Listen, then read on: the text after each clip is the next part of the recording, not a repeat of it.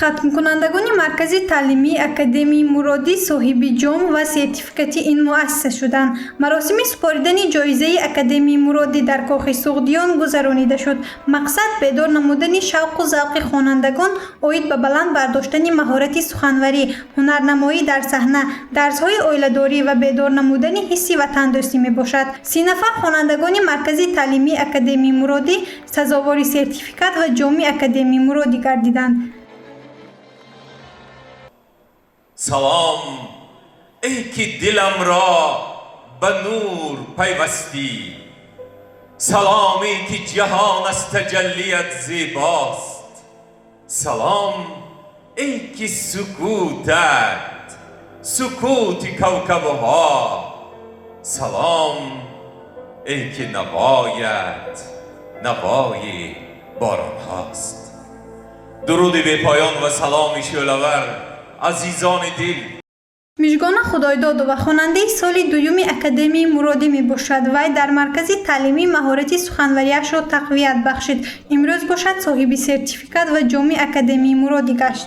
در اکادمی مرادی درس ادب و اخلاق، آداب معاشرت، مهارت سخنوری، حیات شخصانی موفق است. محض با تشبوه استادم ما شاگردان در سال دوم سخندان را از سخنور فرق کردن را توانسته ایستادیم.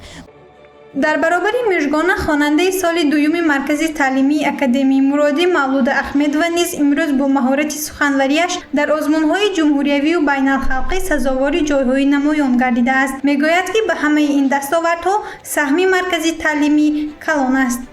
محض در اکادمی مرادی ما آداب معاشرت، طرز سخنرانی، رویگی را می‌آموزیم. مرکز تعلیمی اکادمی مرادی خوانندگان صنف‌های 4 و 5 را قبول می‌کند. هنگام تعطیل تابستانه به آموزش و مشغولیت‌ها جلب نموده مهارت نطاقی، سخنوری و آداب روزگارداری را نیز می‌آموزاند. در اکادمی مرادی درجه معرفتی و فرهنگی، دانش‌های اقتصادی، سخنوری، درس عائله‌داری، وطن‌دوستی و به‌واسطه استعداد سخنوری شاگردان ما رونق می‌یابد. مرکز تعلیمی اکادمی مرادی برای خوانندگان امکان می‌دهد که دانش‌های اقتصادی، مهارت سخنوری، معرفتی و فرهنگی عائله‌داری را آموزانده برای رونق یافتن استعداد شاگردان سهم می‌گذارد. گزارش منظور بختیارزاده و نسیم رحیموف برای برنامه اطلاعاتی خبر.